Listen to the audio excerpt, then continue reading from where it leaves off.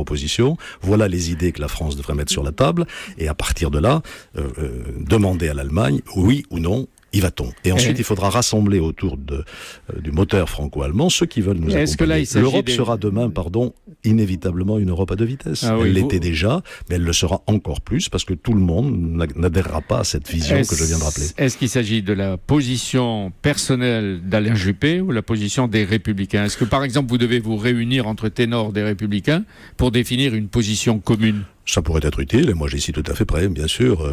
Nous avons des divergences.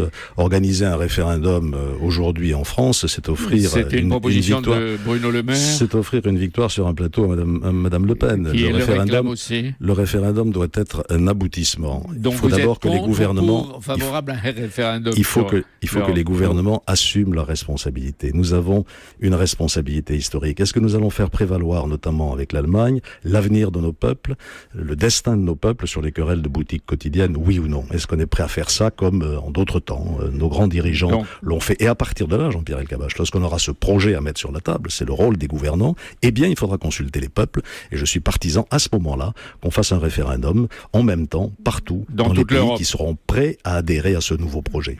Ce matin, vous dites quand même « Vive l'Europe ». Vive une autre Europe. Bien sûr, vive l'Europe. Vive la prochaine Europe. La prochaine Europe, oui. Comment abandonner l'idée européenne ? Vous voyez l'état du monde autour de nous ? On va se séparer les uns des autres ? On va remettre des barrières entre la France et l'Allemagne ? Ce serait une régression historique fantastique. Voilà.